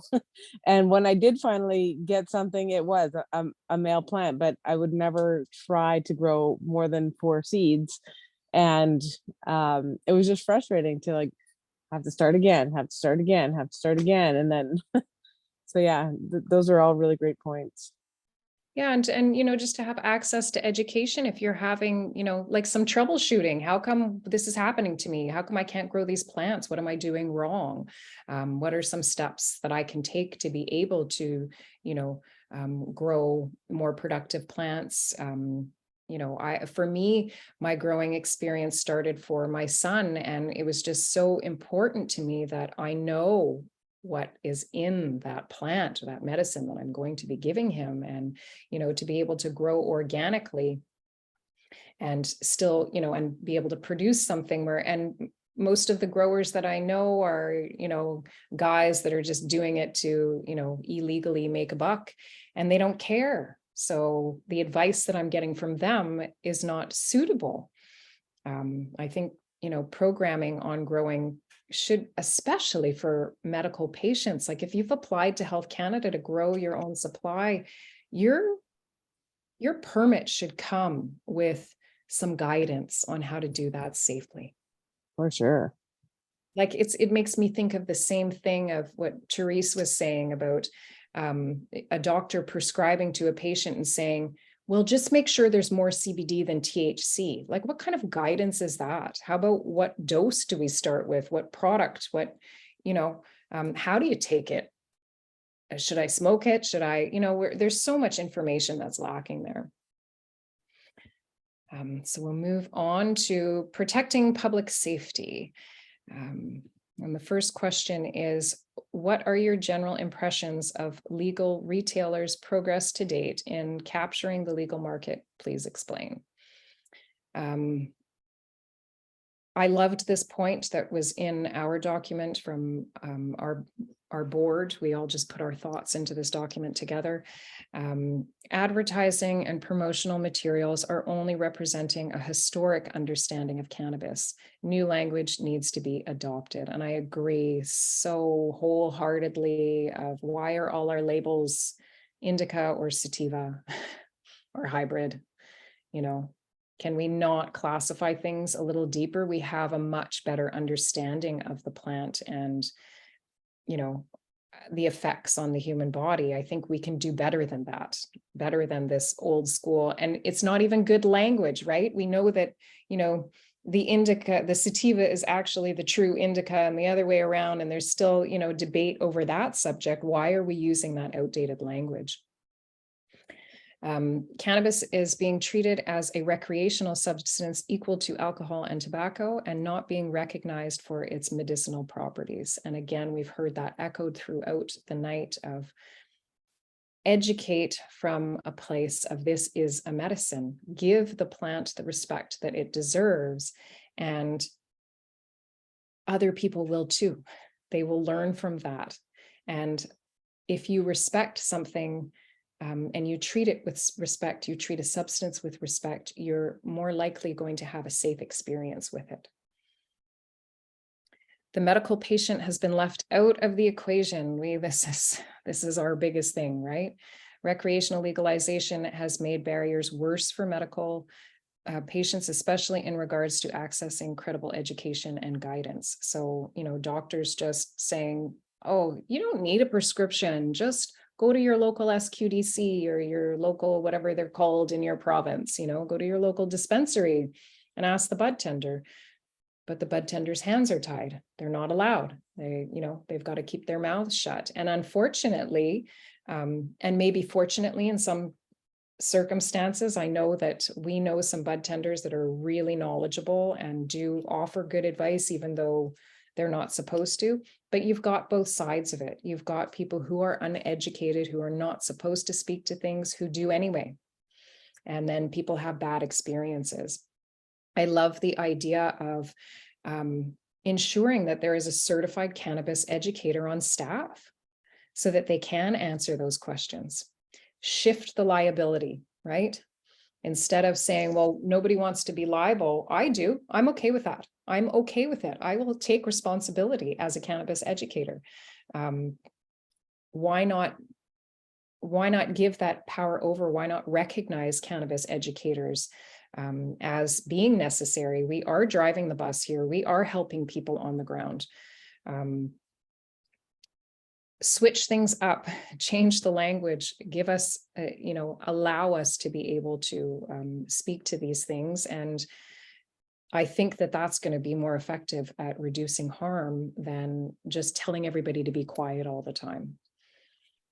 And I think that in focus on just like looking directly at that question, it's interesting. I just had an experience yesterday where I went in and I was looking at a menu and I find the first thing I noticed is, in the Cannabis Act, there's a place where it talks about like they weren't going to allow any advertising material or anything that's like enticing to youth. Or, and it's funny because you go into some of these dispensaries and it's like they're spas, like the advertising is through the roof. There's no consistency, there's nothing. So I was in one of these stores yesterday and I was looking at one of the menu and I said,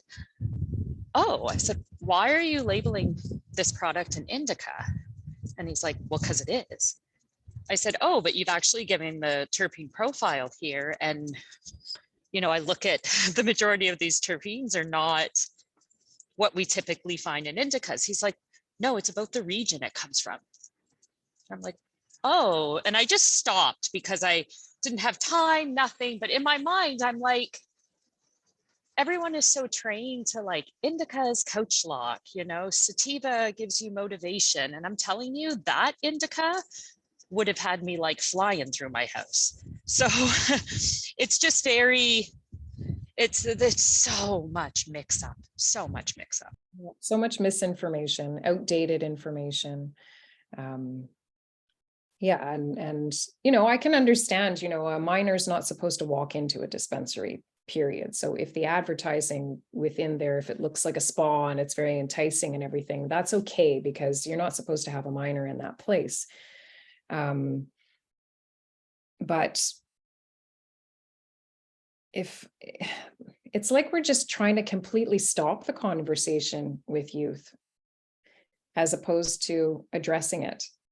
It's like let's just stay hush hush, no advertising, no cannabis leaves on anything, no, there's so many regulations surrounding that to protect our youth, but it doesn't seem to be working. Why are we still so focused on that? It's time to move on.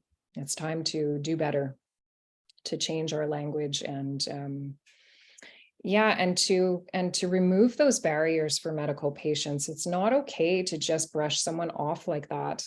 And, again, doctors are not supposed to do that, but they do. And who's to blame them? They're not trained. They don't know how to deal with it. There's very few doctors out there that feel comfortable prescribing or who are working with cannabis educators or, educated nurses or whatever it might be that can actually provide what the patient needs to guide them. And are they really capturing the legal market? Are they really capturing the audience that they want? I don't know. It seems like the Black market is still booming as far as I can tell. I haven't seen any nosedive anywhere. I've seen an increase in that.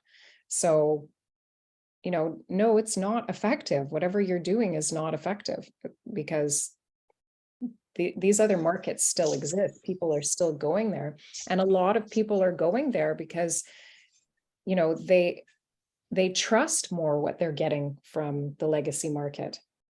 It's time that we, again, that we give, I don't know the word I'm looking for, but that we respect the legacy market and the knowledge that is there and the experience that is there, and make it easier for them to join the legal market if that's what you want them to do. Don't make it so difficult for people to become a licensed producer or, a dispensary owner. The hoops that anybody has to jump through in order to get there are just ridiculous and so costly. It's such a deterrent. Why would you do it if there's no benefit for them? Exactly. There's no benefit. I mean, doesn't make sense for them. Yeah. One thing I find too is that with this, with the current market being driven by people coming in, and people coming in are only directed as being recreational users, the market is getting more and more saturated with higher percent THC and then also lined with rosin and like the higher, people are looking for that ultimate high recreationally versus getting all the therapeutic qualities of the entourage effect of all the things that they're pushing out by having the higher cannabinoid profile. And it's also leading to more hyperemesis disorders and things that used to be very rare in cannabis, but because of this high THC and this extra risk driven by what the consumers want, it's not leaving a good name out there either for cannabis. That's also, you say what the consumers want, but I personally think it's what the consumers think they want. Exactly.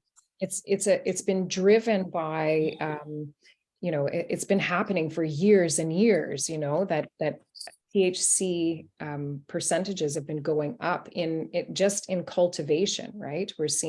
We go from, if you go back 15 years, you're going to see concentrations of, average 5 or 6% THC, and then jump back 10 years and that's gone up to, 10 to 12%.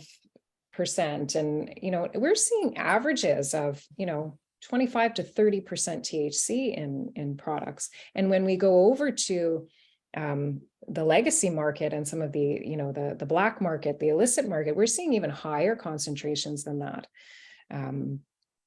Of course, especially think of, a medical patient who is maybe doing an RSO protocol or something that needs really high concentrations.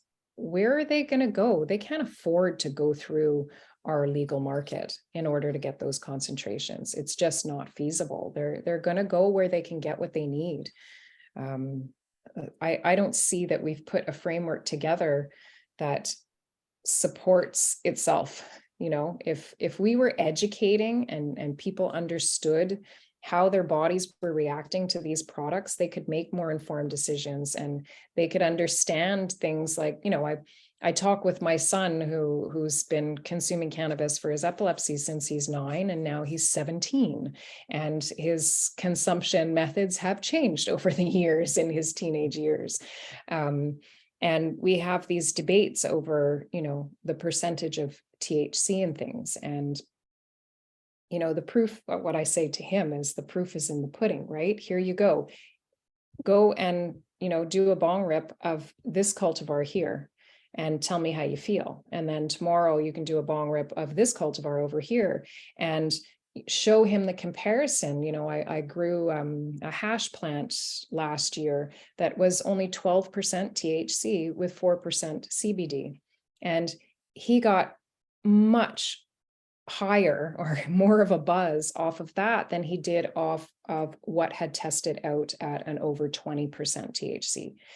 So again, that entourage effect and understanding all of what's present in those products and in those cultivars, and that it's not just about THC. Again, it's this, this view of what cannabis is and what information is important to know. It's not even just about THC and CBD, right? Maybe the THC content had nothing to do with that, that feeling of feeling more buzzed from this lower grade THC. Tell me what the terpenes are, tell me what the other cannabinoids are present, and educate people about that so that they can make informed decisions and better, meet their own personal needs. So what additional steps or measures should the government consider to combat the illegal cannabis market? Prices and taxes, right? Prices and taxes. It's a deterrent for everyone. The taxes are ridiculous. The fact that we tax medicine is absurd. And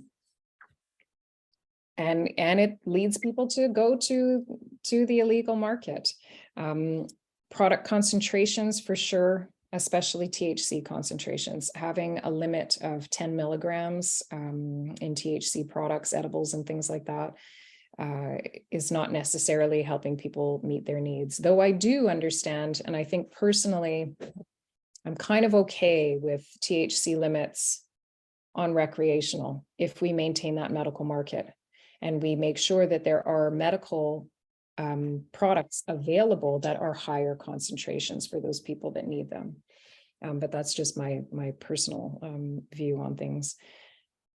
Investing in proper, credible educational programming, again, to build consumer awareness and aid in product selection. Better, more consistent and transparent product labeling. We mentioned that earlier. Updating current language to match current scientific categorization to help consumers make better informed choices to better meet their personal needs. We've kind of talked about all of this before. I think they're really important points. If anyone has anything to add, just jump right in. I just had one thought about the limit of purchasing your cannabis at the recreational store and those equivalency factors. So you can get quite a lot of like a powdered, concentrated cannabis powder for your drinks. However, even if it's a CBD beverage, you're capped at 5 usually. So I hope that we will see the possibility of someone purchasing from recreational just to get more products if they need it at one time, rather than being limited to what seems like an unfair ratio if they can get more of a different method of their cannabis products, but be limited in different methods. Or yeah, there doesn't seem to be much rhyme or reason to how they decide to limit with certain products, right? And there's a lot of inconsistency there. It doesn't make much sense. That's a really good point. Yeah, so moving on to access to cannabis for medical purposes, we need to start screaming. What are your views on the current medical access program for cannabis? So again, these are our issues. These are some of them. We actually have a 32-page document that has a lot more issues with the medical system, but we're going to just touch on the basics. Lack of public awareness that it even exists. Lack of educational support for healthcare providers. Lack of standardized prescribing, education, and follow-up care practices. Lack of insurance coverage. You know, that's a huge deterrent for people. Why should you have to pay for your cannabis prescription? You know, just to get a piece of paper in some instances. There's no standard of practice there. Yes, we now have clinics that are offering free prescriptions if you sign up with their licensed producer. You know, they're taking that choice away from you, and they're not offering you your legal right to apply to Health Canada for a permit to grow. The majority of, I don't yet know of a clinic out there that offers grow permit prescriptions without a charge.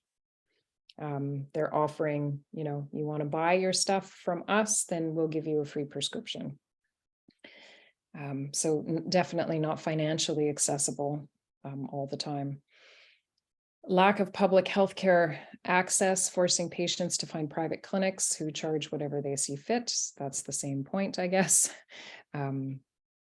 Again, medicine shouldn't be taxed. If I get a pharmaceutical prescription, I don't pay tax on it. Why am I paying tax on my medicine? If it's a medical prescription, why am I paying tax? Charge the recreational consumers. You know, we tax alcohol, we tax tobacco, fine for recreational if that's how you want to make your money, but you shouldn't be making it off of medical patients. It's unethical. Access barriers, especially for pediatrics and seniors. So we're seeing more and more practitioners step back from prescribing to pediatrics. They're certainly not being trained to be able to work with them. And seniors have major barriers. You know, accessing a cannabis clinic is often done online. Not everybody is online. You know, filling forms out and all of these things can be very challenging for seniors. That's one of the services that I offer as a cannabis educator, because I know how difficult it is, you know, teaching them even just making the phone call to the licensed producer to put an order in, and making them feel safe about doing that. And that, yes, it's okay. It is a legitimate prescription. This is just how it works. So you're going to have to give them your credit card number, right? Things like that, like just that basic type of information would make access a lot easier. Medical legalization came before recreational legalization because of patients' needs for effective medical treatments. Recreational legalization has patient access regressing to more difficult times rather than improving. We see it every day. We hear about it all the time. And I love that one of our members put this in our document. It's true. Medical was legal first.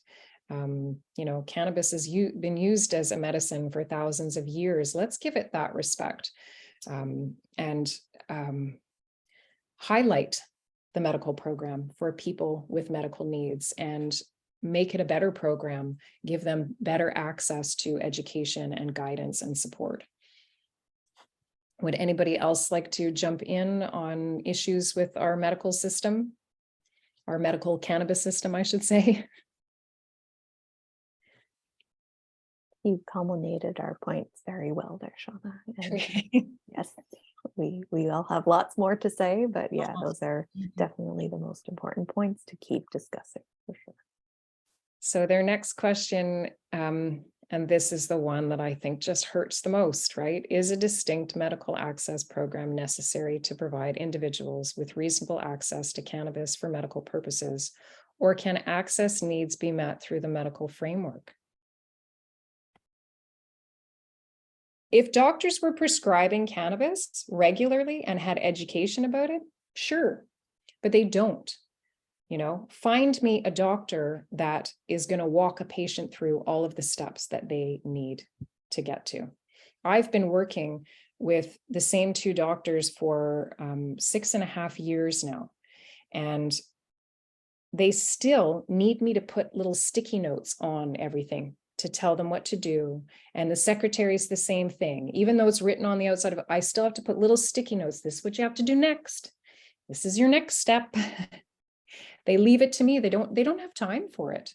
They don't have the headspace for it. They have too many other things that they have to know and that they have to do. We absolutely 100% need to keep our medical cannabis system in place, and we need to make it better, not regress and let it be replaced by the recreational system. And if we want to do a good job of that, we really need to start educating our medical providers. So medical patients cannot always access the quantity or cannabinoid concentrations they need through the recreational market. Another point is product availability. So you can walk into a dispensary and find your CBD oil that is your miracle. And then next week you go and they're not carrying it anymore because it's not a viable product for them to carry. You're the only person that's buying it. And that we see that happen all the time. We even see it happen to a certain degree in the medical market. I noticed Shoppers Drug Mart, there's products that patients have come back to me and say, I can't get this product anymore. It's just not available here. So obviously, they're going along the same models. They're not selling enough of it, so they're not carrying it anymore. That's a huge issue for medical patients. If you have a medical need, you need to be able to access your medicine. Without a distinct medical program, access for pediatrics becomes even more difficult because our healthcare system does not educate about cannabis or provide training for healthcare providers. That's my biggest worry. My son is 17. Legal age is 21 here. What's going to happen in this gap for his access? What's going to happen to all my pediatric patients that I have worked with over the years? Are they not going to be able to access cannabis anymore because we get rid of the medical system? And then they're going to have to rely on their medical providers who already told them that they're not going to support them. What is that going to be? And we are seeing more and more, drug-resistant epilepsies and these types of conditions that are not responding to pharmaceuticals. So, we abolish this program and we're leaving these patients with nothing.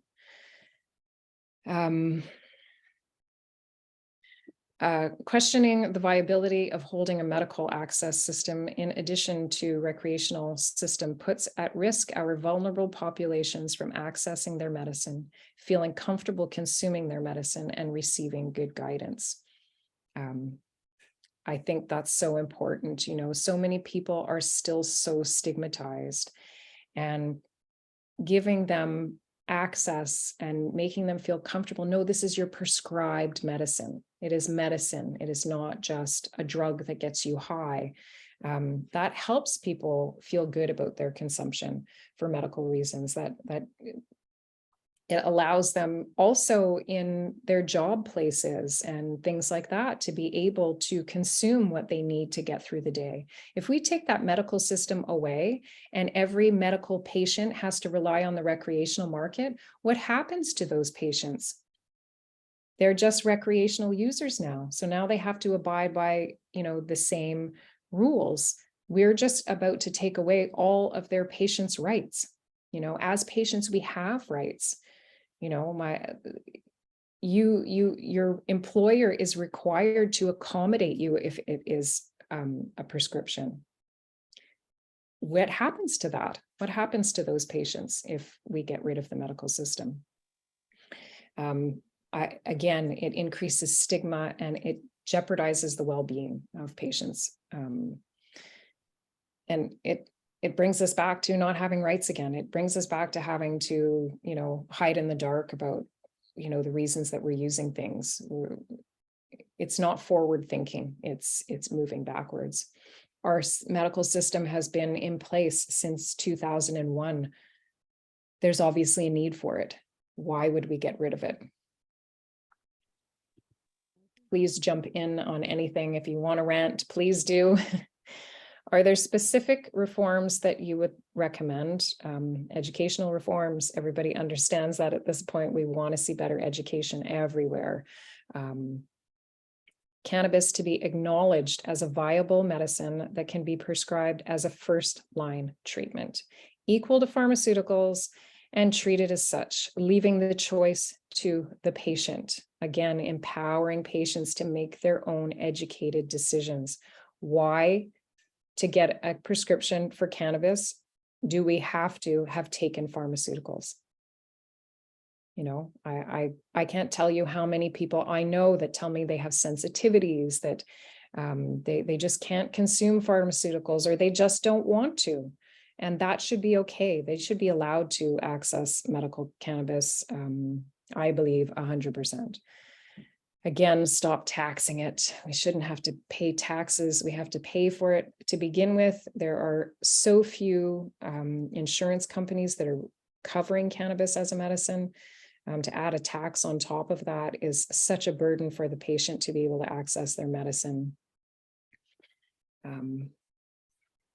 And I would like to see a review of the grow permit application process for ease of access and to allow for reasonable plant counts that reflect patients' actual needs and growing environments. So I'm not talking, a lot of people, I think, when I make a statement like that, they think that I mean that everybody should be able to have 100 grams a day and grow, however many plants, 500 plants. I don't believe that at all.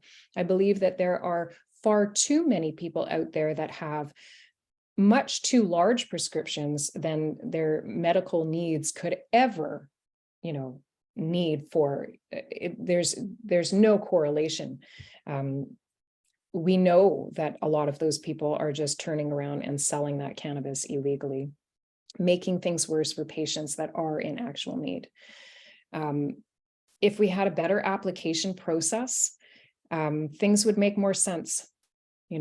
I have a permit for 10 grams a day. I don't consume 10 grams a day, but I need that because I need to be able to have at least 10 plants that I grow outside.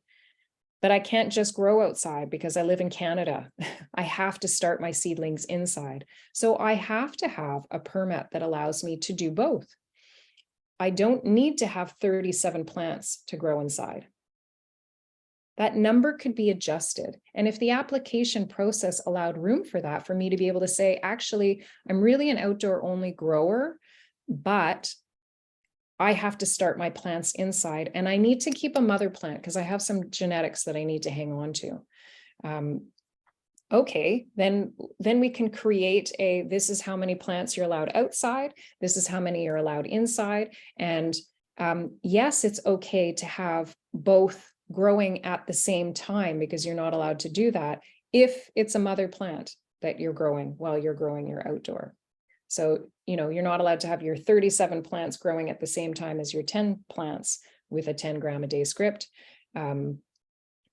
There's ways around this to make it better and to make it more make more sense for the patient, to make sure their needs are being met, and to make sure that these numbers aren't exaggerated, because of the circumstances of your growing. I think that that is so important, your growing environment. I have a patient who, I absolutely encouraged his practitioner. He needs 40 grams a day, indoor only, because his basement is only 4 feet high. So he can only grow plants this big. So he needs a larger count to be able to meet his needs. No, he doesn't consume 40 grams a day. But I think that that is sort of understood by Health Canada. It's just, we're not quite there yet. We don't, the application process isn't detailed enough. Sorry, I've just completely lost my place.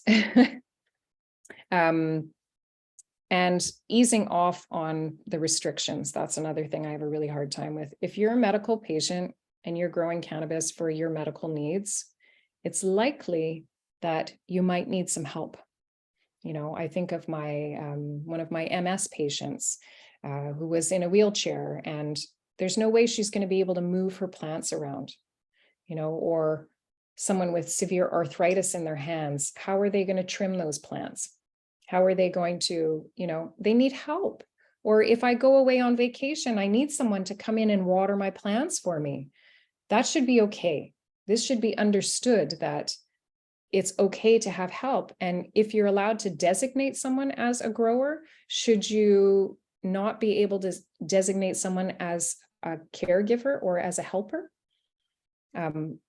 To me, that would be easy enough. If we're talking about, because we don't want criminals to have access to our personal grows, and we want to protect youth, and we want to protect everybody else, there are still things that we could do to provide that protection, but to allow for ease of access to patients. So I would love to see a review of the whole program and that whole application process to make more sense for patients. And this brings us to our end. Does anybody have anything else that they'd like to jump on a soapbox about? I'd love to hear from you all. We certainly didn't cover everything. We wanted to elicit a conversation. So I'd love for anyone wants to jump in, please do, because I could talk all night.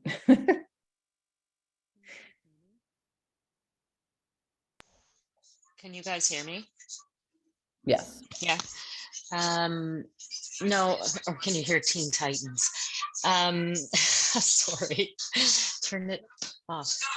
I think it's almost like it's a pivotal time. Like it could be exaggerated to be that, right? Like you either take the medical route of things now moving forward with cannabis. Many other countries are coming aboard. When I was in Germany, they were in the process of legalizing. Like things are happening around the world. Like you can either take the step forward and lead this on an international level from a medical perspective, or you can just fall behind, really, because if they just drop the medical program, it closes so many research doors. It closes so many possibilities to be less of a burden on the medical system. There's just so much there that they're going to give up that it just seems like, I guess, it's going to make all the problems worse, right? Everything's going to become worse if you just drop medical and you make it all about recreational and you lump it in with drugs and alcohol and you take that approach to it. Forget the million of other things it does, just in disrespect to so many Canadians and so many people. It's almost like I'm not making it black, I'm like not making it cut and dry and like obvious, but it just seems really obvious, right? Without a 35-page document, it's almost like just bold 2 sentences, like, you idiot. Like, of course you can't drop the medical program. What are you even thinking? We're just getting started in the medical side of things. Like, be a leader. That was my rant. I love your point about research. Like, if medical is not driving the bus, where is research going to go? Yeah, who's researching tobacco and alcohol? Not too many people anymore. That's a really good point.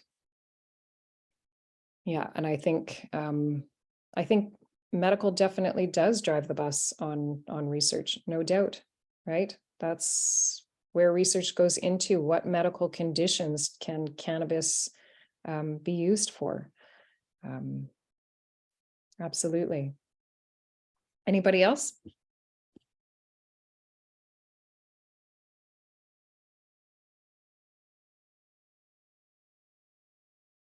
I hope this was informative. I hope that you feel that we're making good points, because these are all points that are going to be included in our response to Health Canada. We will be sending them a big, long document that we hope that they're going to read. We hope that we're going to put our name on the map. I know, Samara, in our document, you spoke very strongly about establishing a relationship with Health Canada and to be recognized as educators. And I think that would be such a huge step to recognize cannabis educators as being a necessary component in all of this. Relying on the medical system it's unreasonable. Again, what doctor do you know that has the time to, they're not even allowed to take that time with patients. You know, they're encouraged to see a patient, give them no more than 15 minutes. You know, that's what it's like, at least here in Quebec. That's what our medical college is like. And they just increased 2 years ago, they just made an increase of the number of patients that doctors have to have. You know, a 25% increase for doctors to manage. You don't, a cannabis consultation is not 15 minutes. We as educators know that. It's not a sign a prescription and go to the pharmacist and do what you're told. It's a lot more involved than that. So placing that burden on the healthcare system doesn't make any sense, but we are a growing community of cannabis educators. There are new education programs popping up all over the place, certified programs, right? If we can build that and build a standard of practice and work with the government to establish, you know, better standards of practice, better education, and all these things that we've talked about, I think that would make a huge difference. But again, I think we need to scream at the top of our lungs. So I encourage you all to scream at the top of your lungs. Make sure that you fill in the Health Canada survey. If you don't want to send the survey in, there are other options for you to, I think there's an email option to send your response in. If you have research or anything like that, send that into them, resources. I personally am going to make sure that we send in our IMD health resource, because that is great free education that's available to the public. We just need to let people know about it. Can we get a copy of your slides from this too? I want to use those to help me with my answers when I do the survey. You had so many great points that I didn't think of myself that we definitely need to. Yeah, that's a great idea. I mean, we're I will leave it. Stacy takes care of all of that tech side of things, but I know that we're going to be posting this recording on YouTube so that you'll have access to that. And yeah, and we can figure out to share the slides as well. Absolutely. And once we have put our document together, we're going to publish it as well. And we aim to do that before the 21st, because the 21st is our deadline to respond. You know, again, right? Health Canada publishes these massive documents, this whole huge review that was supposed to happen a while ago. And they give us such a short period of time to respond. You know, all of this for us has been flying by the seats of our pants to try to just put tonight together to have a conversation. And, you know, I'm so appreciative of who has come to join us. But look at how small our group is, because we haven't even had the time to advertise properly. It's sad. It's sad because it's supposed to be a public consultation and it doesn't really feel very public, right? It doesn't really feel like it's out there and that people know that this is going on.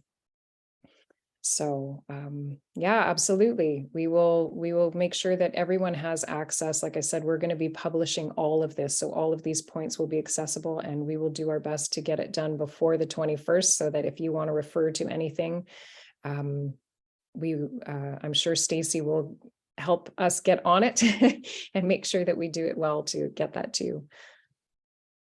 There we go. Thumbs up from Stacy. Okay, well, I'm going to stop the recording.